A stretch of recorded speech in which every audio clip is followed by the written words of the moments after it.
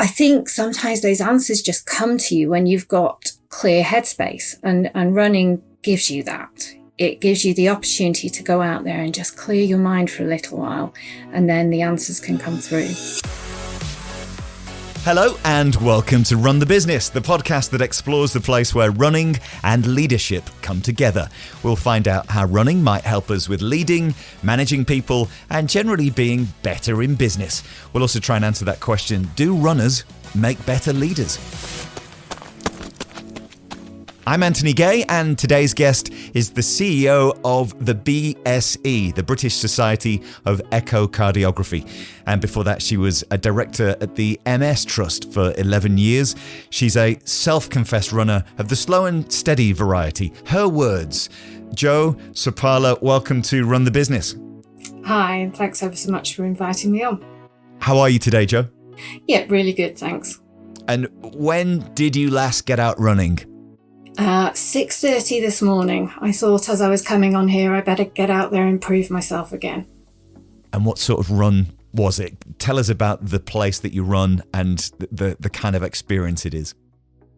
So I live in Letchworth Garden City, and we have a fantastic kind of 13-kilometre trail that runs around the town called the Greenway. And I do a lot of my running on the Greenway. So I went for a quick 5K circuit this morning just to clear the head, get the legs moving. And when did running become a thing for you? Because I'm right in thinking you came to it later in life, didn't you? Yeah, I'm a very late convert.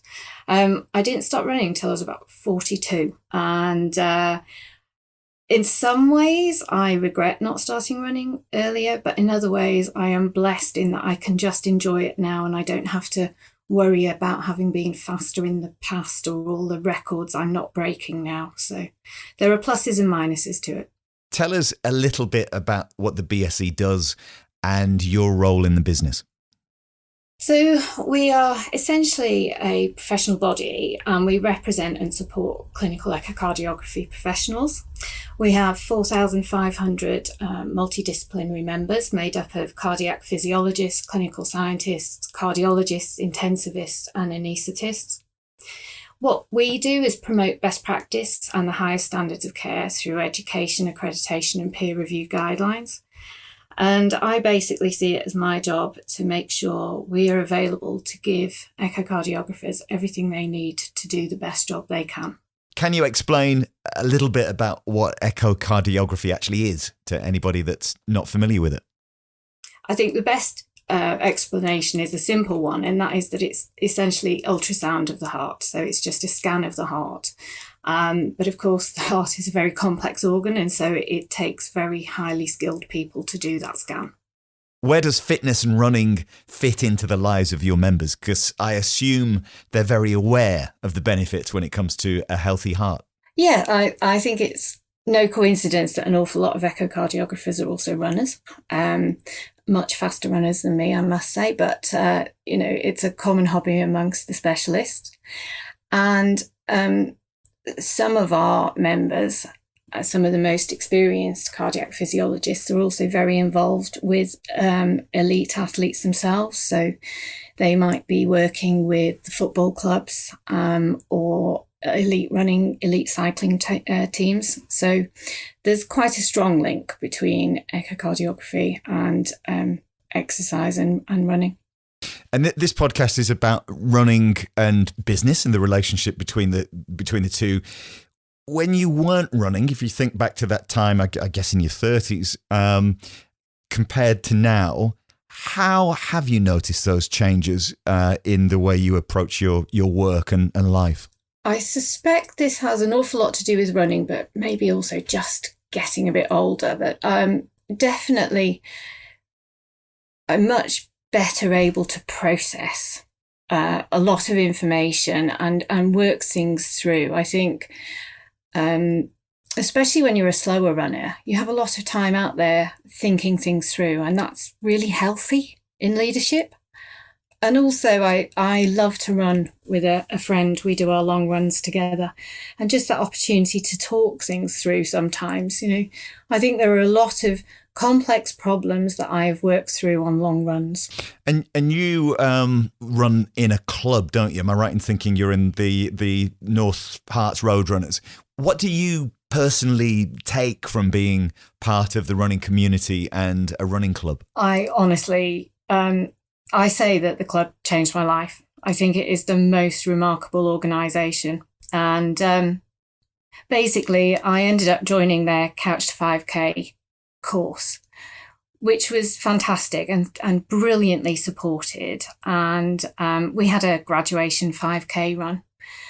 And after that, I was kind of pottering back with an established member of the club, and he said, well, are you going to join the club now? And it would never cross my mind that I could do that, because I still didn't see myself as a runner.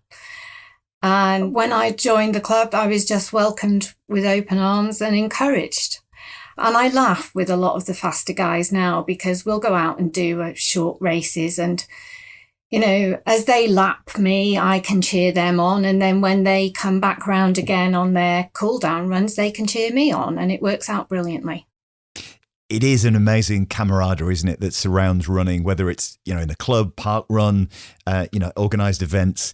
There's just there's something special, isn't there, about when people get together with that shared purpose of running and of any ability. It doesn't matter how fast you go, how slow you are. It's just everybody's doing the same thing. Yeah, and I think we all recognise that. And I'm someone who loves supporting other people anyway, whether it be that at work or whatever the environment is. I feel we should all be out there lifting each other up. And so being part of the club is really something, it's really important to me. It's really something very special. I don't just go out there and run with the club. I think marshalling races is a really special experience as well, and something that I really enjoy, just cheering everyone on and supporting the club in that way too. From just switching back to business, from a leadership perspective, you mentioned that, when you took up running, it gave you that space to process things and to work through problems. I mean, these days when you go running, do you actively sort of go out with a problem in mind to try and sort of tussle with, or is it stuff that happens just naturally as you go out? Bit of both, I think. I'm fairly blessed. I have a fantastic job, a fantastic organisation, and a brilliant team. So please don't think that I'm constantly out there slogging away with these problems. But I think sometimes those answers just come to you when you've got clear headspace, and running gives you that. It gives you the opportunity to go out there and just clear your mind for a little while, and then the answers can come through. Whereas if you just sit huddled over your desk staring at the problem, you don't give your brain, yourself, the break that you need to get the perspective. So I guess that's the other thing. It gives you great perspective. Mm-hmm. And is it something, you mentioned that some of your members, or many of your members, run. Is it something that is, actively encouraged, or is that just a sort of, do you come together for the organisation and people will go out running, and how does it fit into the culture of the BSE? Actually, it became quite an important part of the BSE during the pandemic and during lockdown. So we needed to maintain education for our members throughout that time. And so we ended up moving our conferences to virtual conferences. And the issue when you run a virtual conference is you lose that sense of connection and of networking. And we wanted, especially because our members were on the front line working in the NHS, we wanted to create that sense of community. And so we set up BSE Miles. And we just said to everyone, get out there and run or cycle, walk as many miles as you can, and let's have a bit of a competition. And we had a league table, and we were all linked on Strava. And it was just fantastic. We felt like we were doing something together. And it really did create that sense of community at a time when we just couldn't be together. Unfortunately, the conference that we've just had in London, we could not fit in a 5K, but we are determined BSE Miles will make a comeback, and we will try and make it a feature of the conference that we all get out and have a run together. Brilliant. And technology is a big part of that, isn't it? That allows, I mean, we all had those virtual calls and conferences during lockdown. But you just mentioned Strava and the ability that gives you to track activities and see what other people are up to. What are you like when it comes to the data and the numbers that you get? Are you somebody that kind of is analysing everything, or is that not as important to you when you go out running? Oh, I wish it wasn't as important. I when I was thinking about talking to you, I was thinking, what's the piece of advice you'd give a runner? It's try not to get so hooked into your, whichever watch you've got or your Strava data. When your watch tells you that you're unproductive, that can be so demoralizing, can't it? Yep. But actually, I love Strava. I love being able to see that there is some progress. And I think you've just got to have a realistic view on this.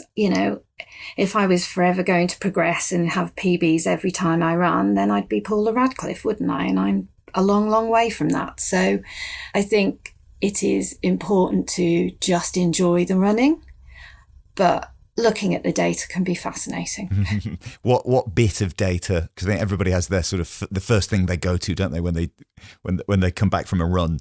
What's the measurement? What's the metric for you that you always kind of look at first? Well, you see, I do want to get faster, so I do have to have a little look at the pace. I'm also trying to steady my pace out a bit because I think that would be helpful and be slightly less erratic.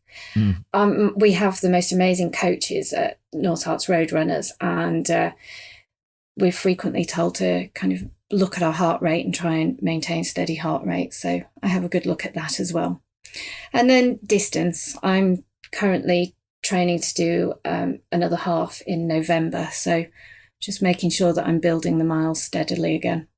Did the running change you as a leader? I mean, if we ask your friends sort of and colleagues, what you were like before, what you're like now, would they have noticed much change in you from when you weren't running? I think they probably would, actually, because I think that space and time that I buy myself on the run gives me a clearer perspective on lots of things. So I'm sure it has changed me. I think the reason I came to running so late in life is, I was one of those classic people at school who slightly overweight, didn't get picked first for the teams, etc., and so avoided exercise. And I think I then became someone who only did the things that I could be very, very good at. Running gave me one of the most important lessons in life, I think, which was I could never be the best at running, but actually that didn't matter. Just doing it was fantastic. And that was a complete mindset change for me. And this podcast is obviously about the relationship between running and business and leadership.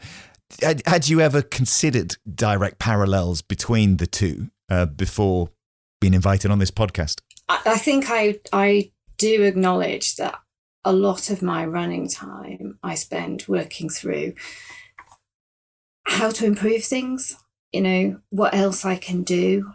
So not just the challenges, but also thinking what are the next opportunities. And I say that running keeps me sane, and it can be quite a stressful job. I take a great sense of responsibility in what I do, not just for the members, but for the team that I run as well. Mm-hmm. And I want to be the best I can for them. And that means actually keeping myself well, strong, clear-headed. Mm-hmm. And how was, you mentioned lockdown and how that impacted on the conference and how you engaged the members of your organization. Reflecting on that now, what did you take away from that experience? What lessons have you implemented now that came out of that time? I think as you said before, we learned a lot about virtual digital technology and how that could improve accessibility in our lives. So that has absolutely helped. And my team now work a hybrid model. So we are in the office 2 days a week. We work remotely the rest of the time. that has attracted people who wouldn't necessarily have been able to work for the organisation before. So that's a huge bonus. I think it helps with quality of life for some of the team as well. But the time that we spend together is equally important, because you need that together time to build a culture and a team spirit. For our members, obviously our conference was hybrid this time, so we continue to offer the virtual accessibility options for all of our education, but we want to give them the opportunity to be together again as well. So there were those positives, but I don't underestimate the impact that time has had on our members and also on the team. I think, although we've all come through it now, I think it was a very, very difficult time. And for years to come, there will be moments when we react to things in a way that won't quite make sense, but it's a hangover from that period. With the running that you're doing, you mentioned you've got another half, I think, that you said you're in training for. You also have raised money for charity, haven't you, when you've been out running? So I raised quite a bit of money with a team for the Multiple Sclerosis Trust some years ago when we ran a 10K as a team. I worked for them. It was a fantastic cause, and I believed in supporting those people living with MS in the UK. And because I'd only just taken up running, people were very willing to sponsor me, and they were extremely generous. So that was a special moment. And then last year, I ran my first half in aid of St Kentigern's Hospice, which is up in North Wales. And that's a hospice that had cared for my dad at the end of his life, and just the most incredible place. And because running is my hobby, I don't feel I can ask people to sponsor me often, but obviously taking on the half. And it isn't the flattest half marathon to do. It's the Conway Half Marathon. And anyone who knows North Wales and the Great Orme, you kind of run along the coastline, then 2 mile uphill climb, 2 mile downhill, and then back down the coastline. So fantastic half marathon to do. And yes, did that in memory of Dad. And it was just the most incredible experience. It was a fantastic half marathon. We had a beautiful day in November. I was very, very lucky. I mean, it's an amazing part of the world to run in. And are there any other places that you can recall of a special run, a time that sticks in your memory as a wonderful experience? Well, lots and lots of my runs feel like that, to be honest. As I say, I go out and do long runs at the weekend with a friend. And for us, it's just the opportunity to go out and spend an hour and a half chatting. And we might have things that we want to discuss, like situations at work that I appreciate her input on, or, other issues that she might want to discuss. Sometimes we discuss politics, and that gets us up the hard hills. But just that, being out there, we go out on the trails, it's fantastic. So, I've said we've got this beautiful trail. It's about, it's 13 miles, sorry, not 13 kilometres, the Greenway. But yeah, we go out on the Greenway, and it's just a fabulous place to be. I think for me, it's about being outside. I love running by the sea, particularly because I grew up by the sea. But being out in the fresh air, being able to run, I just feel very blessed. And are you a music or no music person when you go running? I generally run with a friend, and I love that. At the moment, because I'm having to train longer distances on my own, I have started running to music. Because I know you're a heavy metal fan, aren't you? So how does that sort of link with, would you listen to that kind of music when you're out running, or is it a bit too intense? I do, but I have to be a little bit careful. The first time I ever tried to run to music, I think it was Rage Against the Machine came on my headphones, and that pushed my heart rate too high. I nearly had a moment. So I do go out listen to my heavy metal. I have some fantastic bands on my playlist, and I love it. That's my escape. So heavy metal's my other escape, and the fact that I can combine the two occasionally is just absolutely brilliant.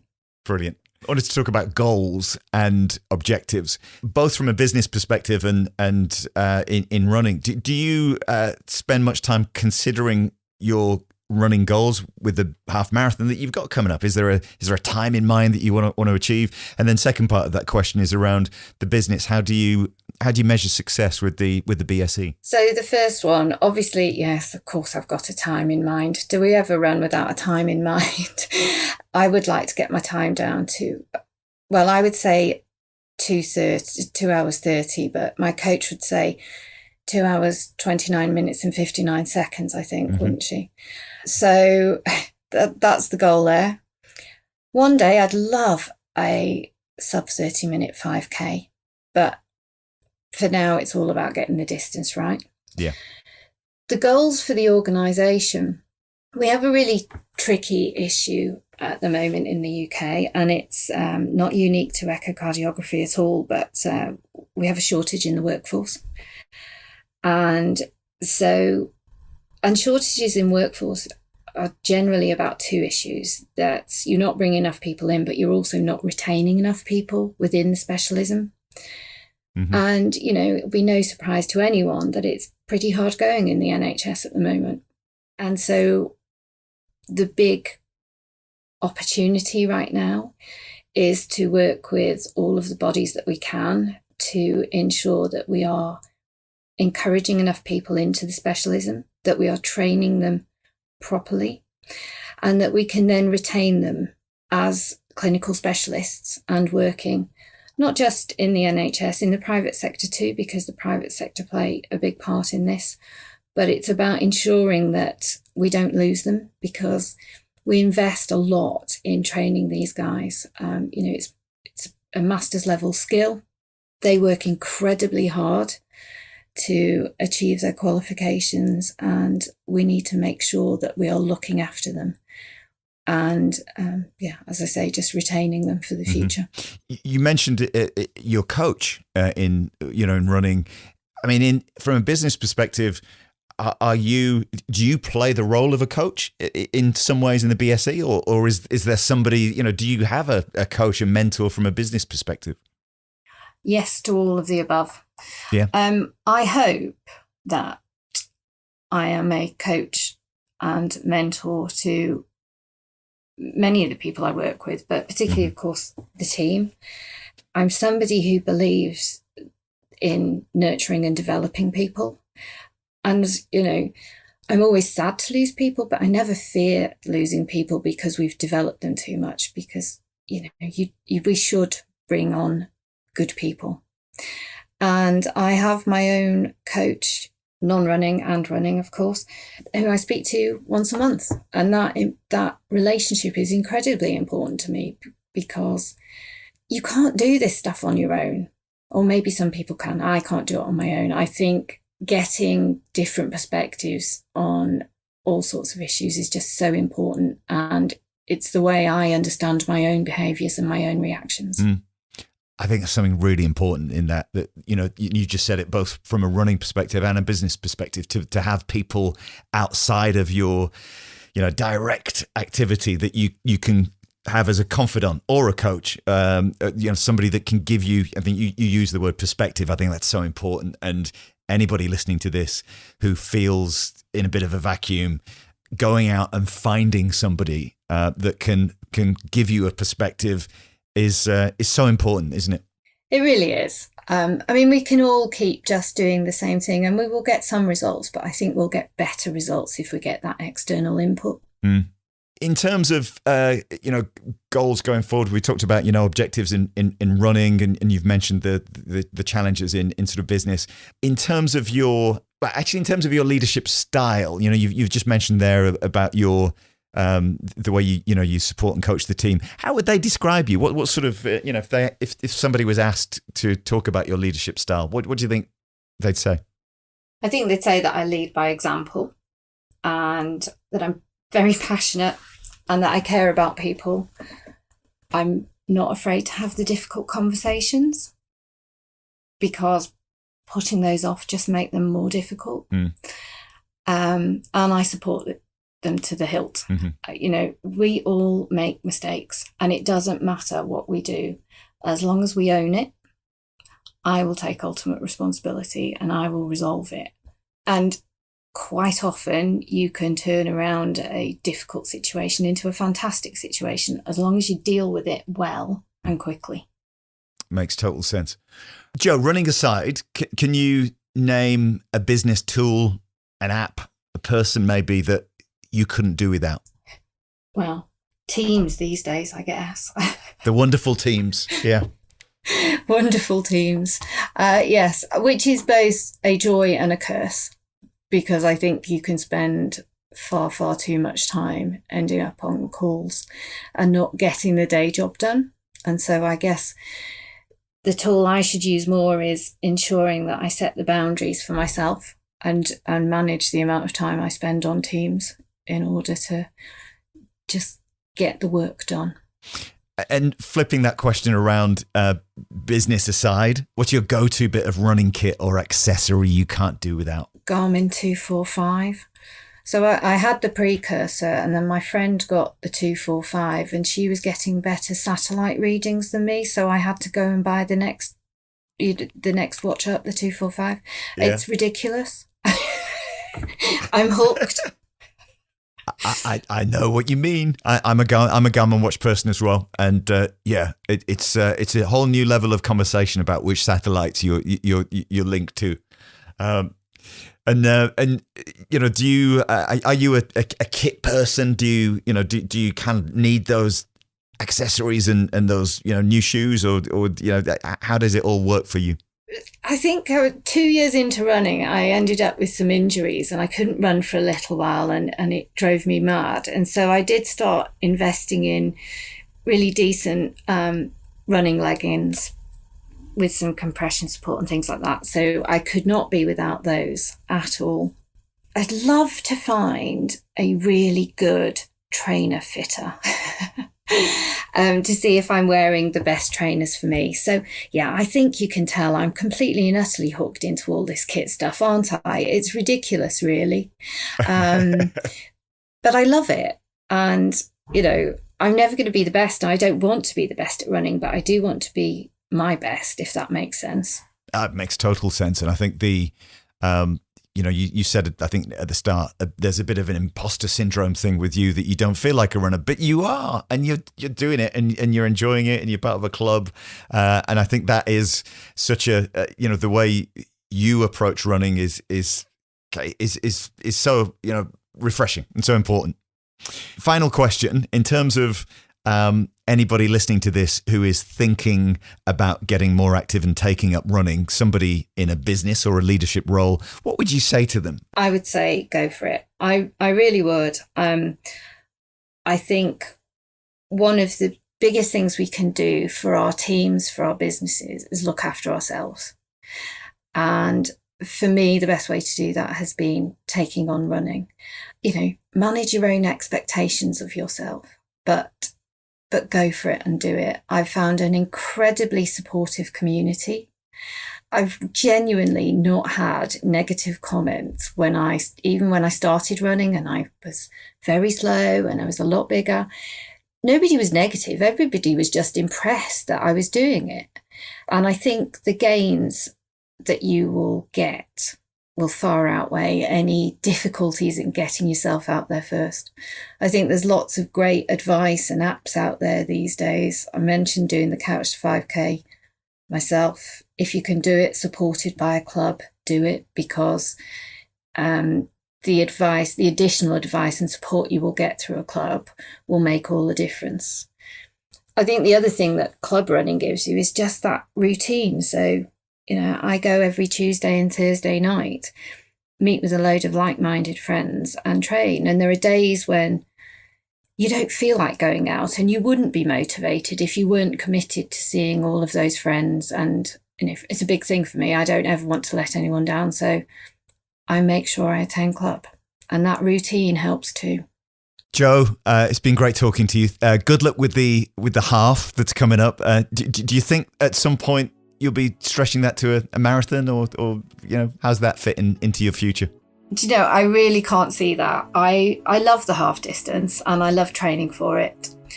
I think the commitment that I would need to train for a marathon would be completely all encompassing. So I love the fact that I'm in a club with guys who can run a full marathon in about the same time that I can run a half marathon, and I think I'll leave it at that. Thank you so much for your time. Thank you. Thank you to Jo Sopala for being today's guest on Run the Business. I don't know about you, but I've learned a lot about echocardiography and what the BSE do during that conversation. So what to take away? Well, another example of the benefits of perspective that running gives you. Jo talked about that a lot. She also said her running club changed her life. That's a powerful statement, isn't it? I really like what Jo and her team did with making running part of the BSE during lockdown, and how they created BSE Miles to give a sense of community during that difficult time. It doesn't have to be competitive, and I do wonder how much more we could do in business to make group physical activity part of the social and the community side of the businesses that we work in. I loved Jo's honest, measured, and balanced approach to life and business, and how running supports her in life as well. She actually has a mantra that got her through some difficult runs and challenges at work, which I think will be a good point to finish with this week. When the going gets tough, just keep putting one foot in front of the other, breathe and smile. I'm Anthony Gay, and until next time, keep running and keep chasing your goals.